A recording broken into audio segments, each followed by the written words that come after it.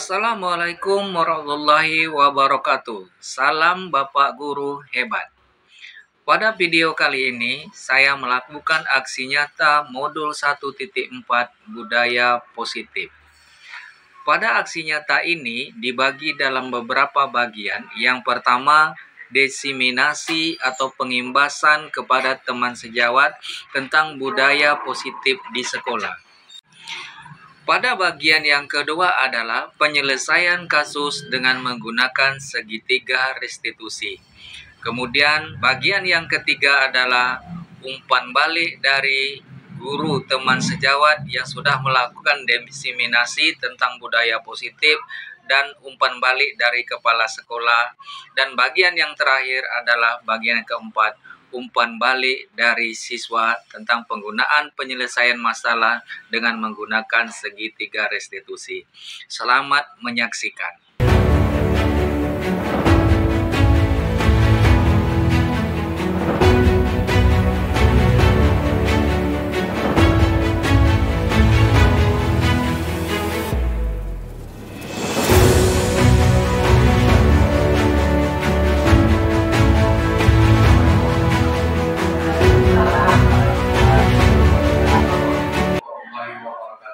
Waalaikumsalam warahmatullahi wabarakatuh.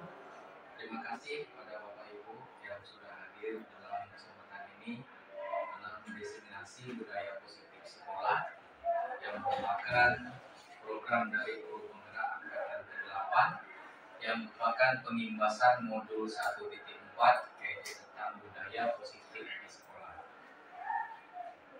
Sebelumnya marilah kita mengucapkan puji dan syukur kepada Allah Subhanahu wa taala pada pagi hari ini kita masih diberikan kesehatan sehingga kita bisa bersama di sini rangka pengimbasan ataupun yaitu penyampaian apa yang kami peroleh selama kegiatan program Guru Penggerak sampai pada modul 1.4 ini sudah merupakan pelaksananya selama lebih kurang 2 bulan.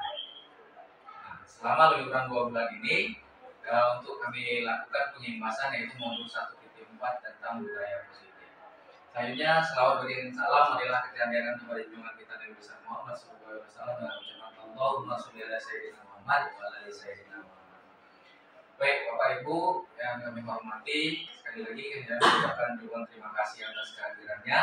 Sebelum kita masuk dengan budaya positif, ada baiknya kita terlebih dahulu melakukan refreshing dengan melakukan ice breaking senam otak. Silakan Bapak Ibu berdiri.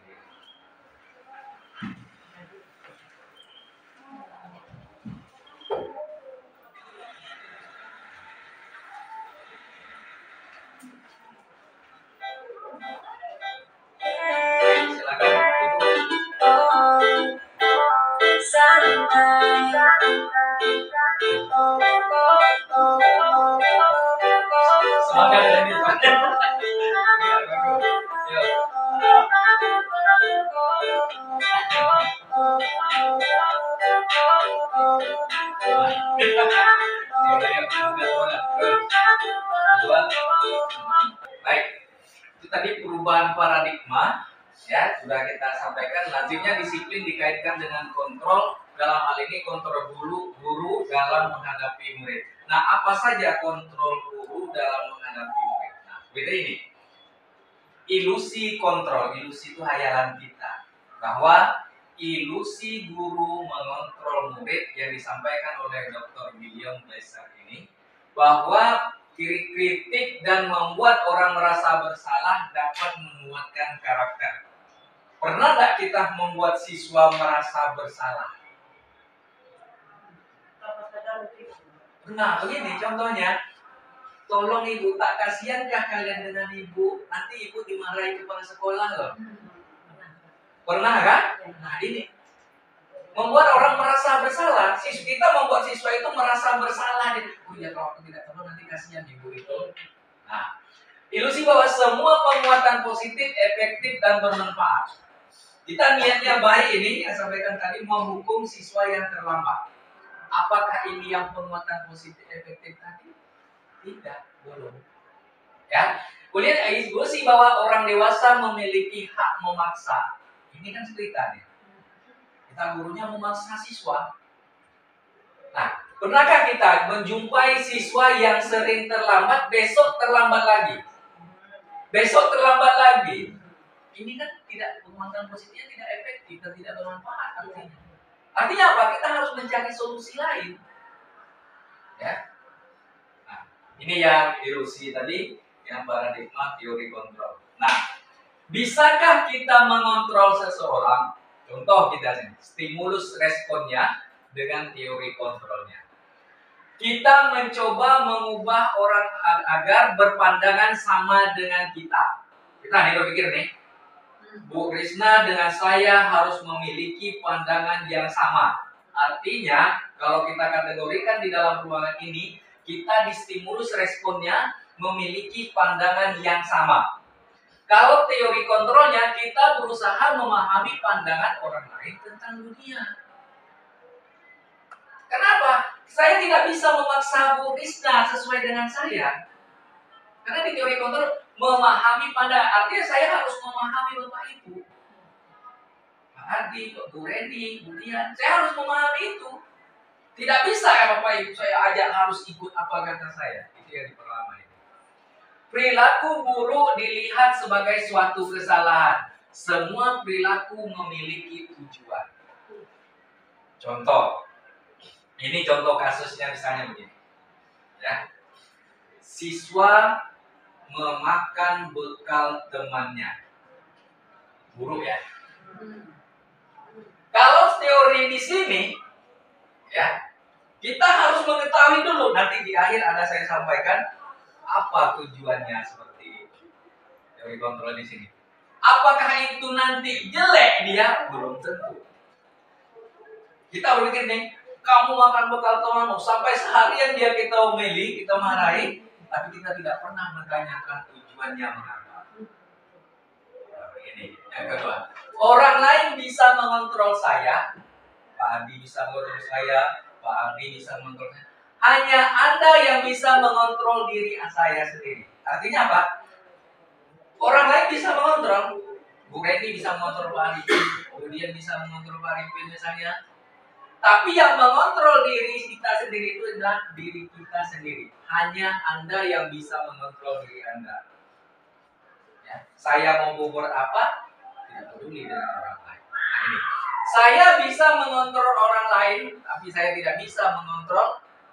Anda tidak bisa mengontrol orang lain. Saya bisa mengontrol orang lain. Nah, ini. Pemaksaan Anda pada saat bujukan dan gagal. Kolaborasi dan kesepakatan menciptakan pilihan-pilihan baru. Jadi di sini memandang permasalahan itu jangan hanya dari satu sisi. Anak datang ke sekolah terlambat misalnya, anak tidak membuat PR, apa masalahnya? Jangan langsung menghukumnya, karena hukuman kalau di guru penggerak tidak ada sama sekali. Model berpikir menang dan kalah. Model berpikir menang. Itu teori kontrol. Ya, ini menang kalah. Kalau di sini tidak ada yang kalah, semua menang. Kenapa? Memiliki tujuan yang sama. Ini. Lanjut. Ya. Itu yang teori kontrol. Ini makna kata disiplin. Nah, disiplin seringkali dikaitkan dengan tata tertib, teratur dan kepatuhan pada peraturan dan juga dihubungkan dengan hukuman. Padahal itu sangat berbeda karena belajar dengan disiplin tidak harus memberikan hukuman. Nah, ini yang seperti yang saya sampaikan tadi bahwa kita menganggap anak tidak mematuhi aturan sehingga kita menghukum anak. Justru itu adalah salah satu alternatif terakhir dan kalau perlu tidak digunakan sama sekali.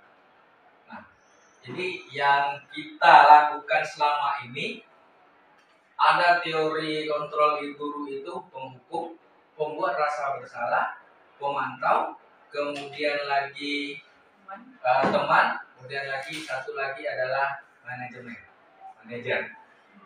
Kita dari 5 ini hukuman paling dominan. Padahal ini yang tidak boleh. Bahkan kalau perlu tidak digunakan sama sekali. Nanti terakhir kita bagaimana cara menerapkannya. Oke. Nah, untuk mencapai kemerdekaan atau dalam konteks pendidikan kita saat ini dan untuk menciptakan murid yang merdeka, Syarat utamanya adalah harus ada disiplin yang kuat. Jadi murid merdeka, merdeka itu artinya bukan murid itu bebas sebebas-bebasnya, tidak. Ya, merdeka itu artinya murid itu bisa berekspresi sesuai keinginannya dengan bakat yang dimilikinya tadi. Kita sebagai guru hanya menuntunnya kemana mau anak ini. Menuntunnya itu apa? Kita terapkan disiplin. Disiplin adalah disiplin diri yang memiliki motivasi internal. Jika kita tidak memiliki motivasi internal, maka kita memerlukan pihak lain untuk mendisiplinkan kita. Maksudnya begini, ya. Kita ingin merdeka. Kita umpamakan kita adalah siswa merdeka. Saya ingin berekspresi, bentukan usaha pertama adalah disiplin diri. Disiplin diri ini akan lahir apabila ada motivasi internal. Motivasi internalnya mana? Berada di dalam diri saya sendiri. Nah, maka kita memerlukan pihak lain untuk mendisiplinkan kita. Jika kita tidak memiliki motivasi internal, maka kita memerlukan pihak lain untuk mendisiplinkan kita. Kalau di sekolah, motivasi diri kita tidak ada ini. Guru sering datang terlambat, siswa sering datang terlambat.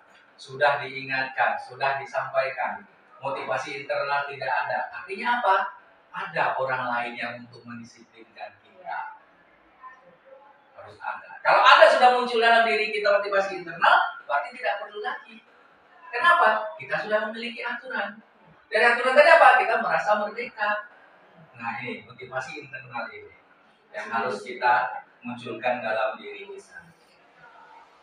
Nah, ini teori motivasi perilaku manusia. Untuk menghindari ketidaknyamanan atau hukuman, apa yang akan terjadi apabila saya tidak melakukannya? Ini pertanyaan untuk motivasi eksternal. Apa yang akan saya dapatkan apabila saya melakukannya? Motivasi eksternal. Kemudian saya akan menjadi orang seperti apa apabila saya melakukannya? Ini motivasi internal tadi. Tujuannya disiplin positif. Saya akan menjadi orang seperti apa? Kalau di sini apa yang akan saya dapatkan? Artinya apa yang saya dapatkan setelah saya disiplin? Eksternal ya, dari luar. Kita masukkan. Kalau di sini saya akan menjadi seorang apa? Artinya tanya dari diri sendiri. Nah, inilah teori perilaku manusia itu. Kita masuk yang mana? Saya rasa di sini ada kurang dia. Banyak di sini. Nah, ini yang kita harus langsung berubah. Saya akan menjadi orang seperti apa bila saya melakukannya? Nah, ini yang motivasi internal, yang memunculkan motivasi internal dari perilaku manusia. Nah, ini tadi budaya positif, ya, lingkungan positif. Tadi ada lingkungan, sekolah, kelas, siswa, warga sekolah, keluarga, masyarakat. Nah, dari lingkungan positif yang berada di sekolah tadi, ini lingkungan kelasnya. Di kelas itu apa? Ada keyakinan kelas. Ini sudah kita lakukan tahun kemarin, tidak salah saya. Kita membuat keyakinan kelas. Nah, sudah ada. Nah, keyakinan kelas nanti apa isinya? Kita lihat. Kemudian dari keyakinan kelas ini ada peraturan kelas. Keyakinan kelas berbeda dengan peraturan kelas. Nanti kita telah satu persatu. Nah, keyakinan kelas, hukuman dan penghargaan. Mengapa tidak peraturan saja? Mengapa harus keyakinan kelas? Sekolah memiliki peraturan. Kelas memiliki peraturan. Mengapa tidak peraturan saja? Mengapa harus keyakinan kelas?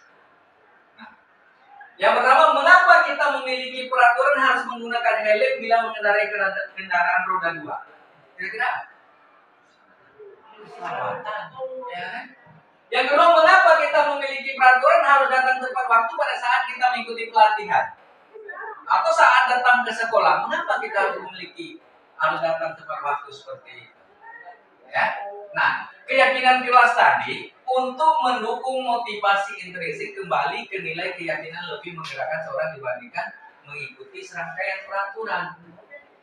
Kita membuat peraturan kelas 1, 2, 3, 4, 5, 6, 7 sampai sepanjang-panjangnya bab ada babnya. Ada kan? sekolah bahkan sampai bab 10. Ya. Nah, kalau di keyakinan kelas itu hanya isinya saling menghargai, saling menghormati, ya, toleransi, misalnya itu saja dia. Jadi apabila anak punya masalah di keyakinan kelas masuk yang mana dia? Misal, contoh anak ada satu yang beda agama di situ, dibully oleh yang mayoritasnya. Kemana dia? Toleransi. Nah, begitu. Jadi dengan peraturan yang banyak tadi orang akan jenuh. Tapi dengan yang sedikit tadi, oh saya sudah mulai toleransi, saya sudah kenal. Kita tinggal di kelas itu mengingatkan, nah kamu ingat keyakinan kelas kita bahwa kita harus toleransi dalam beragama. Nah, itu sederhana. Tapi memang tidak sesederhana yang kita bayangkan sebenarnya. Keyakinan kelas adalah nilai kebajikan atau prinsip-prinsip universal yang disepakati bersama secara universal lepas dari latar belakang suku, negara, bahasa maupun agama. Jadi kita tidak membedakan misalnya agama Islam buat keyakinan kelas. Ini buat seperti ini. Tidak ada. Nanti nilai-nilai kebajikan tadi. Keyakinan akan lebih memotivasi seorang dari dalam intrinsik, seorang akan lebih bersemangat untuk menjalankan keyakinan daripada hanya sekedar mengikuti serangkaian peraturan. Jadi keyakinan kelas tadi saya yakin lebih mengarah ke spesifik di dalam kelas. Tapi kalau peraturan yang banyak tadi, serangkaian menjalankan keyakinan yang sekedar hanya mengikuti serangkaian peraturan ini, peraturan itu banyak yang harus diikuti. Misalnya contohnya anak tidak berpakaian sesuai aturan. Kalau di kelas cukup di mana dia bahasanya? Ya, tidak mengikuti aturan kelas. Aturan kelasnya apa? Tidak berpakaian sesuai ketentuan. Nah, gitu. Jadi di dalamnya itu sudah ada, gitu. Tidak perlu dijabarkan. Berarti intinya di kajian ini satu peraturan harus dilakukan. Iya, tidak perlu kita jabarkan. Misalnya, anak harus wajib berpakaian rapi. Anak harus bajunya dimasukkan, kan gitu. Anak harus seperti ini. Cukup apa induknya? Jadi nanti di dalam itu anak, kamu ingat peraturan kelas kita atau keyakinan kelas kita bahwa kita tidak boleh seperti ini? Oh ingat bu seperti ini. Nah, pembentukan keyakinan kelas. Keyakinan kelas bersifat abstrak daripada peraturan yang lebih rinci dan konkret. Keyakinan kelas berupa pernyataan yang universal umum, ya. Pernyataan keyakinan kelas senantiasa dibuat dalam bentuk positif. Keyakinan kelas hendaknya tidak terlalu banyak sehingga mudah diingat dan dipahami. Jadi tak perlu sampai struktur semuanya banyak, itu tidak perlu. Anak gak akan ingat dia. Jadi sedikit saja tapi dia ingat. Lah, semua warga kelas sebaiknya ikut berkontribusi dalam membuat kegiatan kelas lewat curah pendapat. Jadi bukan kita yang membuat, anak yang membuatnya. Dari anak untuk anak dan untuk seluruhnya yang berada di dalam kelas itu. Bersedia meninjau kembali keyakinan kelas dari waktu ke waktu. Bukan hanya 1 tahun itu, 1 tahun awal semester dibuat sampai terakhir, tidak. Jadi ada perubahan, anak misalnya sudah rapi 1 kelas dalam 1 bulan, hapus itu. Artinya apa? Budaya positif tadi sudah jalan. Nah, ini ya untuk keyakinan kelas. Nah, ini peraturan. Selalu kembalikan buku ke tempatnya. Ini kan ada peraturan nih di pustaka misalnya. Kalau keyakinan kelas tanggung jawab, tak perlu ini. Selalu kembalikan buku ke tempatnya. Peraturan kelas itu tanggung jawab. Artinya apa? Anak sudah menggunakan buku harus kembalikan ke tempatnya. Anak sudah bertanggung jawab. Keyakinan kelas tanggung jawab. Dilarang mengganggu orang lain, menghormati orang lain dan diri sendiri. Itu saja. Jadi tak perlu dilarang mengganggu orang lain. Satu sedang belajar, satu sedang ini, tidak. Ya. Kemudian hadir di sekolah 15 menit sebelum pembelajaran dimulai. Menghormati orang lain, komitmen pada tujuan dan berkomitmen di sini. Dan kita kan sekolah belajar kan? Belajar masuknya apa? 7:30. Sebelum 7:30 aja bayar. Di sini komitmen kita dengan anak kita. Kemudian dilarang melakukan kekerasan, keselamatan, menghormati orang lain. Dilarang melakukan kekerasan. Nanti apa? Keselamatan kita diutamakan. Karena itu Kemudian menghormati orang lain. Kalau dia sudah menghormati orang lain, di sini tidak akan terjadi kekerasan. Nah, itu. Dilarang menggunakan narkoba, kesehatan. Cukup kesehatan saja keyakinan keras. Tak perlu anak-anak dilarang menggunakan narkoba di sekolah. Cukup kesehatan. Selesai. Itu bedanya ya. Bergantian atau menunggu giliran, menghormati orang lain dan sabar. Ya. Kita sekarang ini banyak yang di sini kan peraturan ini. Nah, ini nanti kita masuk dulu. Menggunakan masker, kesehatan dan keselamatan. Ya. Ini dengan ini narkoba cukup kesehatan dan keselamatan sudah ada di dalamnya dua ini. Kalau kita gabungkan. Jangan berlari di kelas atau koridor. Keselamatan dan keamanan. Ya. Keselamatan apa? Apabila nanti berlari jatuh bagaimana? Keamanannya bagaimana? Mengganggu orang lain di kelas lain. Nah ini yang keyakinan kelas perbedaannya dengan peraturan. Nah, selanjutnya dihukum oleh penghargaan, pengaruh jangka pendek dan jangka panjang. Kemudian penghargaan menghukum, penghargaan mengurangi ketepatan, penghargaan tidak efektif, penghargaan merusak hubungan. Nah, pernahkah kita memberikan penghargaan kepada siswa pada saat siswa bisa di kelas? Contoh, siapa yang bisa menjawab pertanyaan ibu, ibu berikan permen. Siapa yang bisa menjawab pertanyaan ibu atau temannya, bapak berikan pena. Ini dia. Hukuman atau penghargaan ini pengaruh jangka pendek dan jangka panjang. Jadi anak yang kita berikan penghargaan tadi dia termotivasi, tapi temannya yang lain yang tidak bisa itu bukan mana, maka dia ini pengaruhnya jangka pendek dan jangka panjang. Untuk apa kita menjawab? Pasti dia lagi yang menjawab terus-terusan. Nah, yang kedua penghargaan ini menghukum. Jadi anak tadi kita berikan penghargaan, satu anak. Yang lain tadi itu, siswa yang lain tadi itu, dia tidak akan istilahnya ayat terserah di situ. Pasti dia lagi. Nah, kemudian penghargaan mengurangi ketepatan. Ketepatan yang bagaimana penghargaan ini? Jadi mungkin kita memanggil satu anak. Mungkin anak yang lain ada yang dapat menjawabnya. Kita hanya pada satu anak. Bu, saya juga sama jawabannya. Kenapa saya tidak diberikan? Nah, penghargaan tidak efektif. Nah, inilah kita dilarang memberikan penghargaan-penghargaan. Ini apa? Karena berpengaruh. Saya agak bertolak belakang kemarin saya sampaikan seperti ini. Kenapa? Kita sering memberikan penghargaan. Anak yang juara kelas, anak yang juara lomba ini, lomba itu. Kita berikan penghargaan. Yang ada di sini tidak efektif. Tidak membagikan intrinsik anak itu. Kemudian penghargaan merusak hubungan.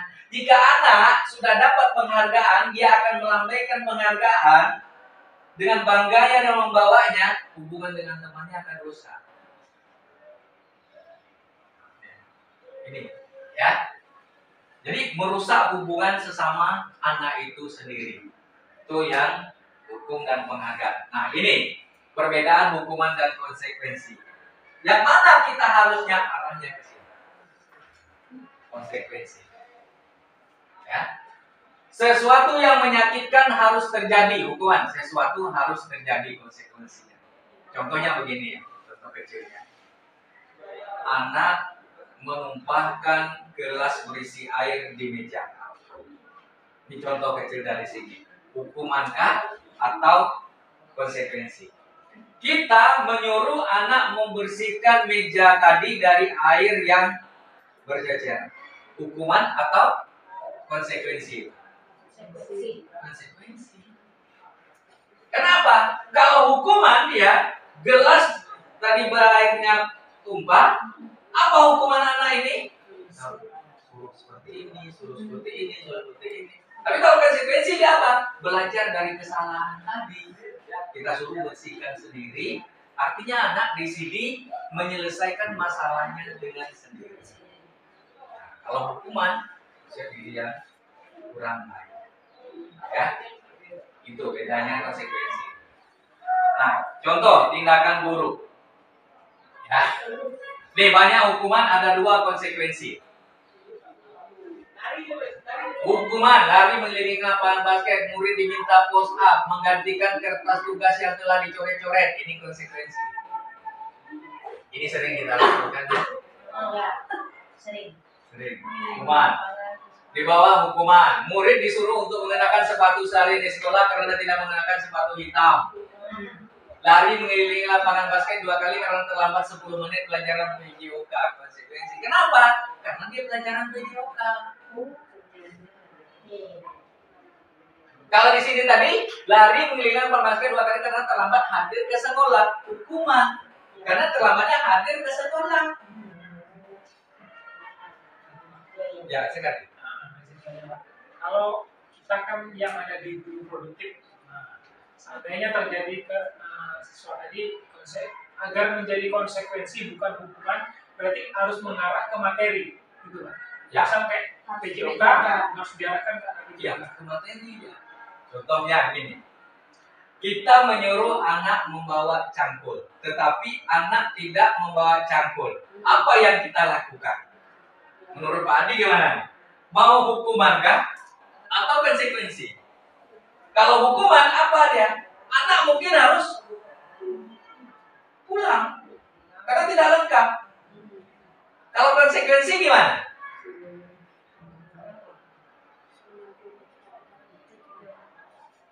Ya. Diberikan porsi yang lebih. Nah, diberikan porsi dia. Mungkin anak yang bekerja tadi sudah selesai memiliki cangkul, anak yang tidak bawa cangkul tadi setelah temannya bekerja. Konsekuensi. Tapi kalau kita menyuruh pulang, hukuman ya marah. Nah, itu. Jadi hati-hati kita. Ya. Nah ini yang kita nih kebutuhan dasar manusia. Tadi kita manusia mempunyai 5 kebutuhan. Jika sudah 5 kebutuhan ini, maka hidup kita akan bahagia. Yang pertama, ya. Yang kedua, cinta kasih. Kalau sudah ada cinta kasih, penguasaan, kebebasan, kesenangan. Kalau ini nanti kesenangan tidak ada, nanti kaitannya dengan ya, kita hilangkan hanya ada 4. Kira-kira apa yang terjadi? Kesenangan tidak ada ini. Yang ada hanya cinta kasih, penguasaan, kebebasan. Supaya ini nanti kita ilustrasikan di kelas. Oke, kita lanjut. Nah, ini contoh. Ya. Ini saya buat nama saya Pak Arifin adalah guru kelas 11 ATP yang sedang bingung menghadapi ulas seorang siswanya. Ini bingung nih. Banyak siswa mengeluhkan bahwa Ardi, nah ini ada Ardi 11 ATP itu, sering meminta bekal makan siang mereka dengan paksa. Jika Anda menghadapi situasi seperti Pak Arifin, apa yang akan Anda lakukan? Menurut Anda apa alasan Ardi melakukan hal demikian? Nah, coba Pak Dian dulu. Menurut Bu Dian, jika terjadi seperti ini, apa yang Bu Dian lakukan? Menurut saya pribadi Pak, kalau seandainya Ardi minta bekal temannya secara tadi, tanyakan Ardi di rumah makankah tidak. Pokoknya konsultasi dulu sama Ardinya bagaimana, habis itu baru kita jelaskan ke teman-temannya gitu Pak. Oke, dikonsultasikan dulu. Ya, gitu. Dia dikonfirmasi kenapa melakukan demikian. Pak Adi gimana? Apa? Ini sering kita jumpai ini. Ya. Ini contoh kasus satu saja. Baik. Kalau melihat kasus ini dan mengacu kepada materi sebelumnya yang Bapak sajikan tadi, benar kata Bu Dian, harus mencari tahu dulu apa alasan dari bisa jadi tindakan buruknya ini adalah baik. Iya. Tujuannya kalau merujuk dari materi Bapak tadi itu hal yang bisa Ya, antara materi satu tadi berkaitan semua kan? Pak Ibu nyambung. Luar biasa. Oke, tepuk tangan dulu ini. Oke, Nah, dalam konteks ini jawaban yang Ardi tadi. Dalam konteks penerapan disiplin positif, Pak Arifin sebaiknya mencari tahu alasan Ardi melakukan tindakan tersebut agar mengetahui kebutuhan yang sedang dibutuhkan oleh Ardi. Tadi kan 5 kebutuhan kita. 5 dasarnya tadi. Apabila kita bertanya sama Ardi seperti disampaikan Budian dan Pak Andi tadi, apabila jawaban Ardi karena ia lapar, nih, kita tanya, Ardi kenapa kamu lapar? Karena saya lapar Pak, Bu. Berarti yang dibutuhkan Ardi tadi adalah bila orang tuanya tidak membawakan bekal makanan siang, maka kebutuhannya adalah bertahan hidup. Survive. Dari 5 tadi. Jadi makan tadi untuk dia bertahan hidup. Kalau dia tak makan, macam mana? Iya. Yang kedua, apabila jawaban Ardi karena ia senang karena temannya memperhatikannya, ada juga ada senang aja teman yang memperhatikannya kan, maka kebutuhan adalah cinta dan kasih sayang. HPDP kalau bahasa kita. Yang ketiga, apabila jawaban Ardi dia merasa hebat karena temannya jadi takut dan menuruti keinginannya, maka kebutuhannya adalah penguasa. Dia berkuasa, pengen berkuasa. Ya. Nah, keempat, apabila jawaban Ardi merasa bosan dengan bekal yang dibawanya, dia nggak bekal, tapi minta juga bekal kawannya, maka kebutuhannya adalah kebebasan. Dia pengen bebas aja. Nah, ini yang harus kita tahu. Yang terakhir, apabila jawaban Ardi karena iseng saja dan menikmati raut wajah temannya, ini kan kalau temannya betul, nah ini karena kesal bekalnya diambil, maka kebutuhannya adalah kesenangan. Nah, makanya kita tidak boleh langsung kamu begini, tanya dulu ini apa alasannya. Jadi 5 dasar tadi kita sudah dapat. Oh, anak ini butuh kesenangan ini. Berikan dia kesenangan. Oh, anak ini butuh penguasaan. Mungkin dia ingin berkuasa di kelas itu, bentuk dia satu seksi di kelas itu. Jadi kan dia ketua kelas, dia butuh penguasaan. Kalau dia butuh yang ini, berarti dia butuh kesenangan. Kasih dia kesenangan di sana. Anak kita kan juga sama di rumah kan. Nah, itu. Jadi kita ini sudah tahu, oh berarti anakku nanti di rumah butuh ini. Nah, kalau dia sudah ini, iseng saja menikmati raut wajah temannya ini, awal wajah mak ini macam ini bagus ini. Kasih dia kesenangan aja. Iya benar. Nah, ini ya. 5 posisi kontrol yang saya sampaikan tadi, ada penghukum, ada pembuat rasa bersalah, ada teman, ada pemantau dan manajer. Nah, di sini 5 posisi kontrol tadi ada yang disebut dengan motivasi, ya di sini ini kurang jelas, ya. Tapi nanti kita jabarkan satu persatu. Nah, 5 posisi kontrol tadi untuk dalam penyelesaian masalah ini dibagi menjadi segitiga restitusi. Segitiga restitusi isinya identitas siswa, kemudian identitas yang berhasil, identitas hasil atau sukses kontrol dirinya. Kita lihat satu persatu. Nah, ini untuk penyelesaian masalah siswa. Jadi, ya kan nanti lagi kita di depan ruangan ngomel-ngomel, ya, marah-marah, ya dari pagi sampai siang cemberut marahin siswanya. Melotok aja kan. Anak apa itu restitusi? Restitusi adalah proses menciptakan kondisi bagi murid untuk memperbaiki kesalahan mereka sehingga mereka kembali pada kelompok mereka dengan karakter yang lebih kuat. Itu restitusi. Nanti contohnya. Nah, ciri restitusi bukan untuk menebus kesalahan, namun belajar dari kesalahan. Contohnya, contoh sederhananya, anak tidak memakai sepatu ke sekolah dan dia memakai sendal. Apa yang harus kita lakukan?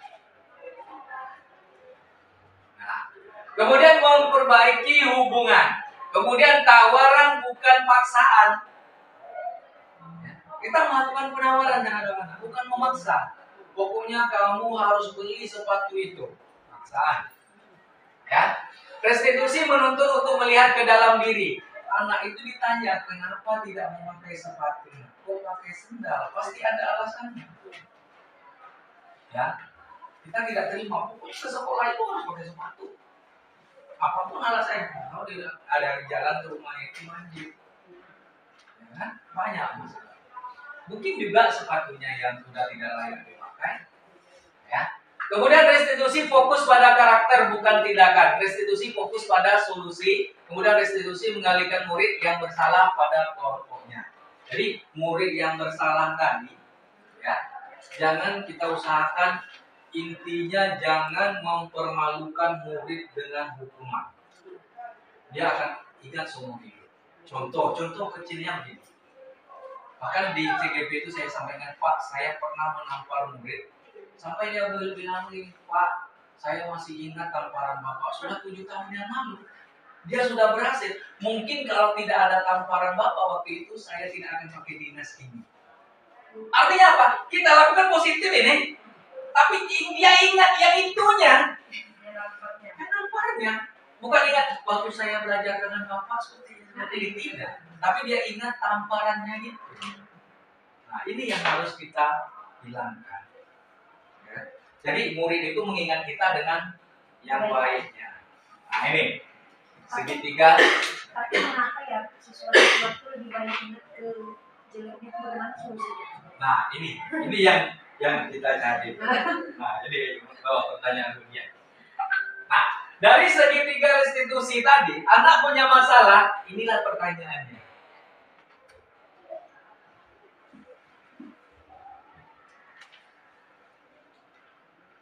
Nah, segitiga restitusi tadi mengembalikan anak, ya, sesuai dengan masalahnya ke kelompoknya untuk diterima oleh kelompoknya. Jadi kamu tentu punya alasan mengapa melakukan itu. Jadi misalnya tadi, anak tidak memakai sepatu. Kamu punya alasan mengapa melakukan itu? Tidak perlu marah, ini aja kita tanya. Kemudian lagi, adakah cara yang lebih efektif untuk mendapatkan apa yang kamu butuhkan? Dia butuhkan apa misalnya? Kalau saya tidak pakai sepatu, saya butuhkan karena sepatu saya tadi rusak, Pak. Berarti dia butuhkan sepatu ini. Nah, setiap orang pasti melakukan kesalahan. Jangan aku pasti saya melakukan kesalahan. Tapi kita tidak pernah. Kamu nih terus nih, tiap hari kamu. Nah, ya kan? Kamu bukan satu-satunya yang pernah melakukan kesalahan ini. Artinya apa? Kita aja dia. Nah, kamu bukan satu-satunya yang kesalahan ini.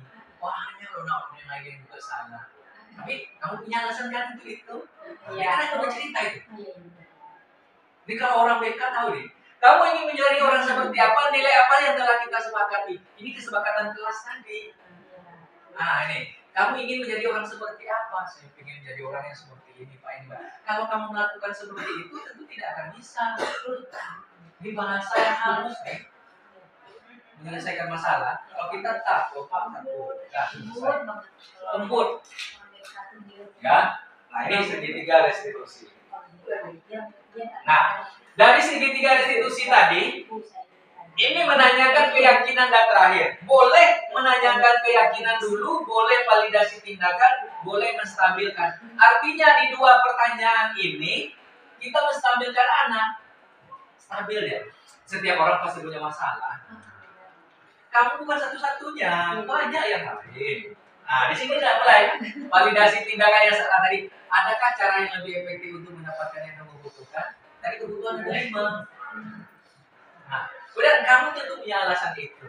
Nah, baru dia, oh iya Bu, saya melakukan ini. Baru nilai apa yang telah kita sepakati. Di kelas kemarin kamu harus apa? Harus menjaga ketertiban. Kamu ingin menjadi seperti apa? Ingin menjadi seperti ini. Di situ, segitiga restitusi. Nah ini contoh, sebenarnya ini video segitiga restitusi yang saya lakukan. Apa ini ya? Mudah-mudahan bisa masuk.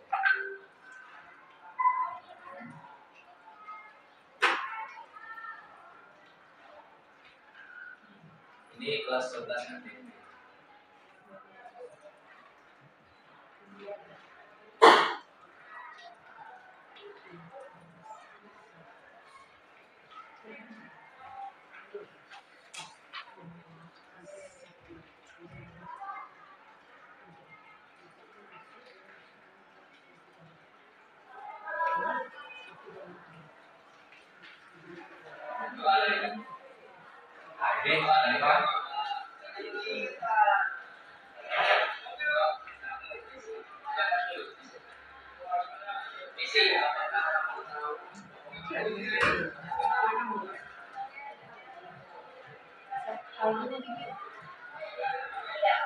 Pasti punya alasan.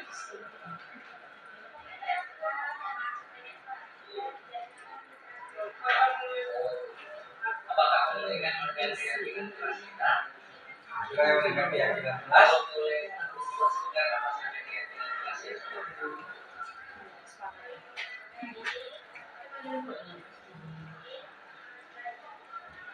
Lalu untuk reaksi apakah kamu akan melakukan agar hal ini tidak terulang? Soalnya di sini fokus baru ya. Saya yakin kamu pasti bisa. Semangat ya Lesia, jangan terulang lagi. Terima kasih Lesia. Tidak boleh hukuman. Nah, ada hukuman. Jadi anak merasa dia senang. Kesalahan itu kalau dia, oh saya tidak. Tapi ada anak yang tidak bisa seperti itu. Makanya tadi boleh tidak digunakan, tapi salah satunya kecuali yang penghukum tadi seandainya bisa tidak digunakan jangan digunakan. Kenapa? Saya katakan kemarin itu karakter anak berbeda-beda. Ya mungkin anak harus dikeraskan, mungkin anak harus yang lembut, tapi lebih utamakan yang lembut supaya apa? Membekas di hati mereka.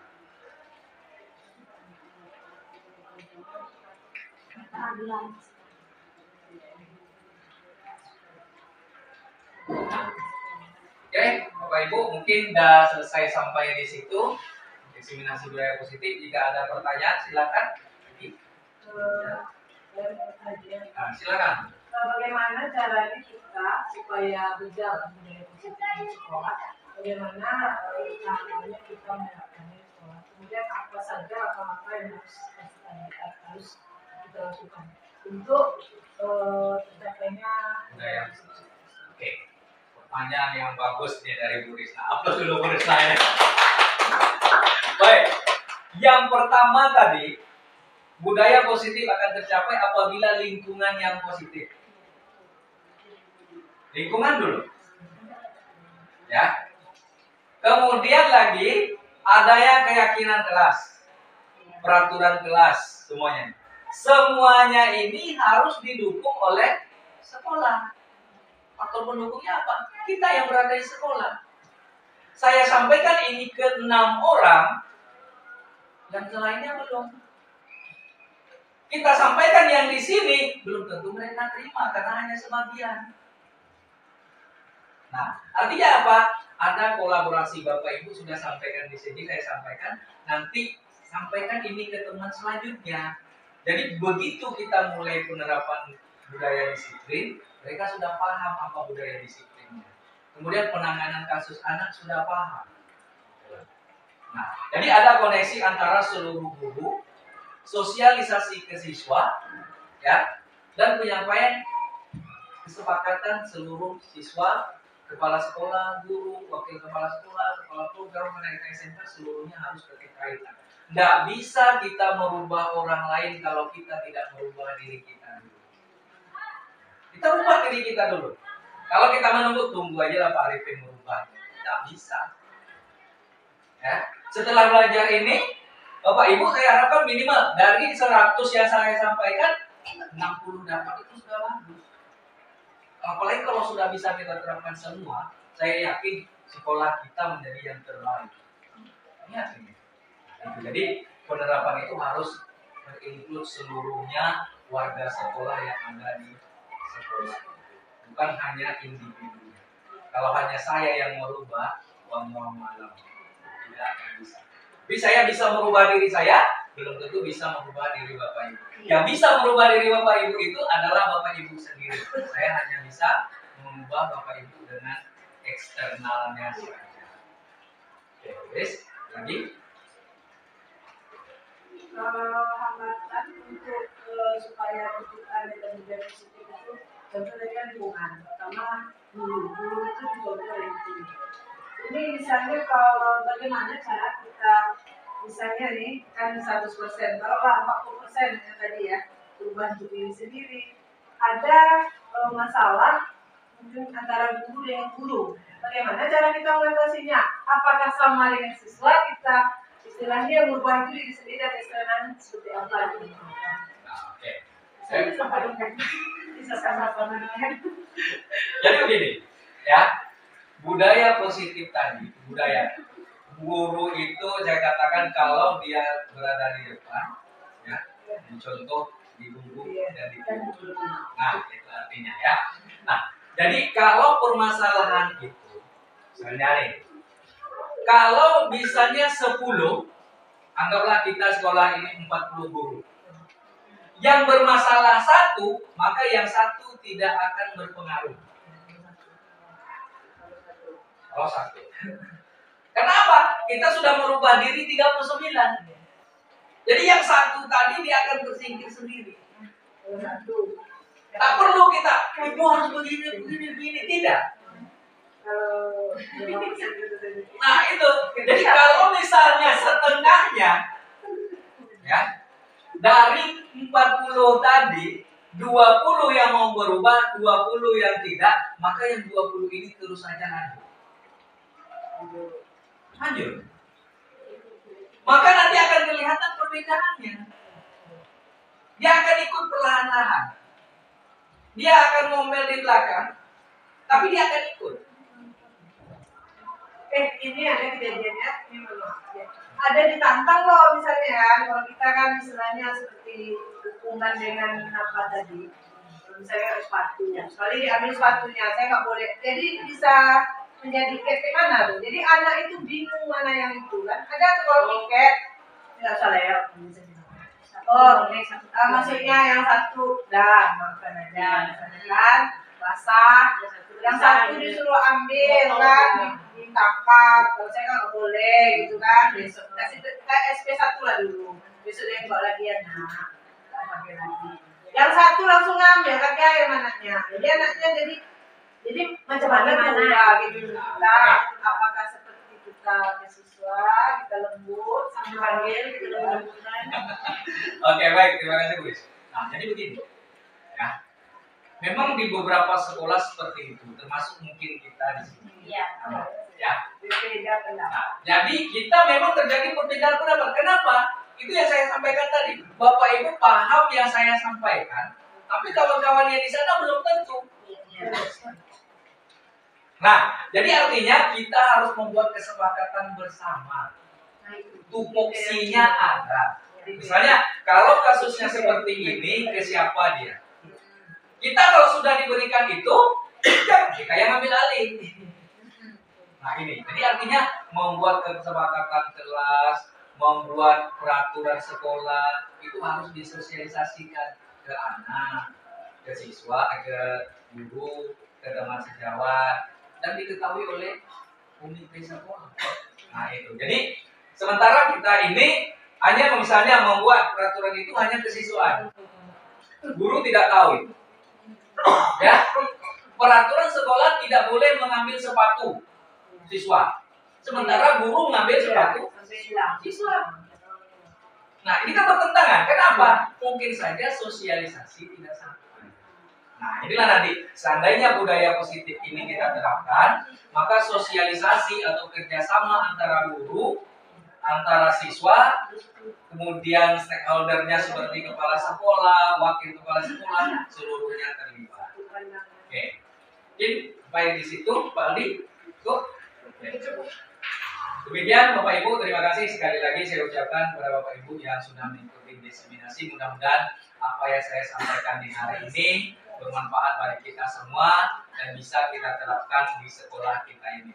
Alhamdulillah. Wabillahi taufiq wal hidayah. Assalamualaikum warahmatullahi wabarakatuh. Waalaikumsalam warahmatullahi wabarakatuh.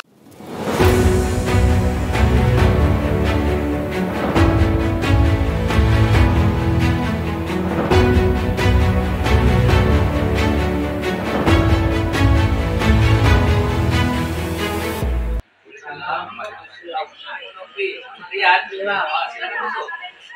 Kadang-kadang kenapa? Oh, udah banyak. Silakan dulu.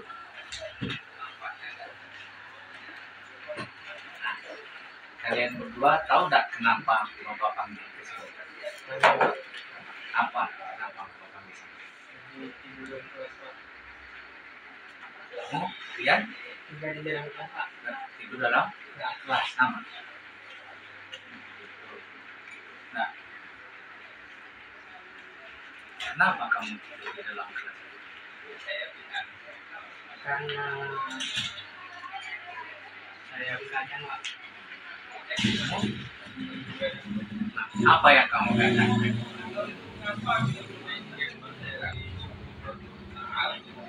Agak keras lah ngomongnya. Rian juga sama. Tidak, Pak. Nah, Rian, Kami nolong Bapak Nasir, Pak. Nasir Pasir. nah jadi si Novi Pak juga suka main game gitu ya. Itu sangat mengasihkan, kapan-kapan kita main sama ya. Untuk si Rian sangat bagus, bisa membantu orang tua melangsir. Memang kita harus tahu kan kamu ingat kesepakatan kelas kita ada? Nah, coba disebutkan apa? Disiplin dan tanggung jawab bersama pada proses. Kamu Rian? Iya, Pak, saya harus bisa memilih hal-hal yang boleh dan tidak boleh berada di dalam kelas. Bagus. Jika kalian ingat, apakah yang akan kamu lakukan supaya kejadian supaya kamu tidak tidur di dalam kelas lagi? Kira-kira menurut kalian apa yang harus kalian lakukan? Tidak begadang lagi. Oke, dan kelas cuma diatur waktunya. Kemudian juga membantu orang tua dan dengan kesepakatan kelas. Oke, jadi terima kasih kalian yang sudah menyampaikannya. Harap kejadian seperti ini tidak terulang lagi. Ya, kita belajar dan ingat kesepakatan kelas kita. Oke, sepakat nih? Oke, terima kasih Pak Rian dengan si Novi. Silakan masuk. Oh, kamu Messi, silakan dulu Messi. Messi, apakah kamu tahu Bapak panggil ke sini? Tahu, Kak. Saya jarang masuk materi dan saya tidak melapor ke asisten. Kami pasti punya alasan mengapa kamu melakukan itu. Saya tidak suka sama asisten, Pak. Sehingga tidak nyaman di Lompat kamu. Oh begitu. Apakah kamu ingat dan keyakinan kelas kita? Oke. Kalau boleh tahu, coba sebutkan apa saja keyakinan kelas yang sudah kita bentuk selama ini. saling menghargai, menghormati, disiplin, semangat belajar. Lalu untuk Messi, apakah kamu akan melakukan agar hal ini tidak terulang? Apa yang akan kamu lakukan? Saya akan meningkatkan kedisiplinan, saling menghargai, menghormati di tempat yang lain. Bagus. Bapak bangga sama Bang Messi. Pak yakin kamu pasti bisa mewujudkannya. Iya, Pak. Semangat ya Messi ya. Iya, Pak. Ini jangan terulang lagi. Terima kasih Messi ya.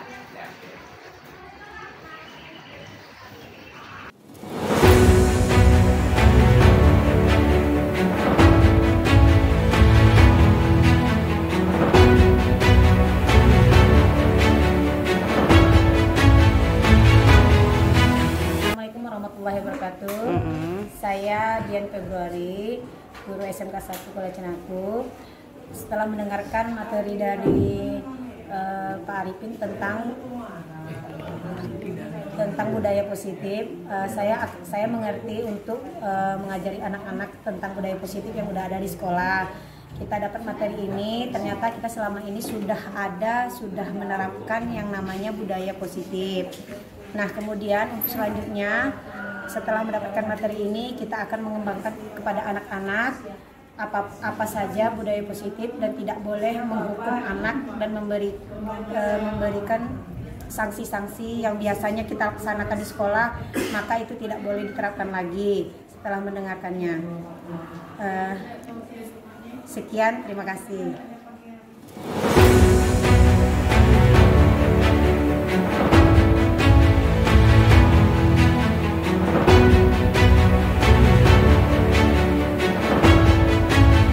Warahmatullahi wabarakatuh. Saya Binita Yusrani, SPD, Kepala SMK 1 Kuala Cenaku. kepada Bapak Arifin D. SSI yang hari ini telah memberikan materi budaya positif sebagai salah satu bentuk diseminasi tugas dari CGP Angkatan 8. Saya ucapkan terima kasih karena di dalam pemaparan yang disampaikan memberikan bentuk positif terhadap segala sesuatu yang akan membawa perubahan baik terhadap sekolah ini. Dari pemaparan yang ada memberikan gambaran kepada kita semua, terutama pada Bapak Ibu guru, bahwasannya di dalam keseharian kita memperlakukan peserta didik mungkin belum begitu baik. Dengan adanya pemaparan ini, maka berubahlah mindset kita bahwasanya untuk memperlakukan siswa itu bisa dengan secara pendekatan yang lebih memberikan rasa sayang seperti itu, tidak ada memberikan hukuman dan bentuk-bentuk lain yang membuat anak merasa makin jauh seperti itu. Mudah-mudahan sesuai dengan moto dari CGP, yaitu bergerak, tergerak, menggerakkan, ini akan memberikan perubahan yang positif dan luar biasa terhadap kemajuan pendidikan, terutama di SMK Negeri 1 Kuala Cenaku. Demikianlah testimoni yang bisa saya sampaikan. Terima kasih. Assalamualaikum warahmatullahi wabarakatuh.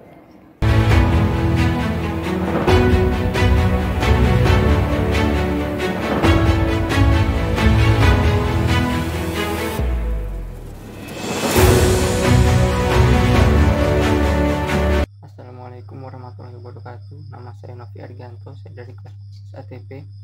Tanggapan saya tentang segitiga restitusi ini sangat bagus karena kita bisa memecahkan masalah dengan cara yang baik.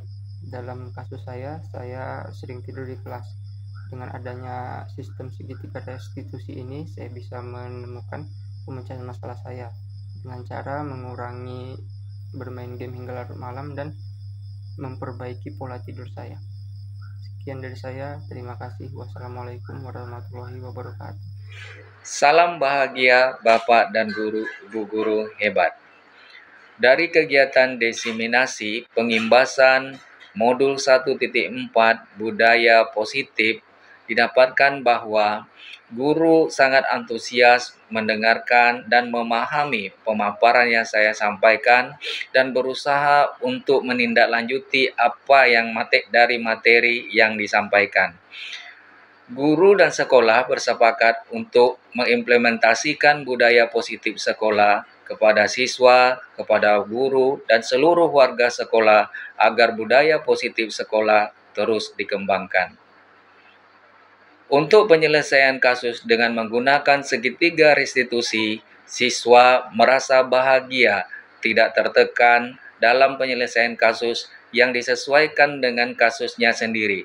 Siswa diminta untuk menyelesaikan kasusnya dan guru hanya bertindak sebagai pendorong dan motivasi siswa agar tidak terjadi lagi kasus-kasus yang sama.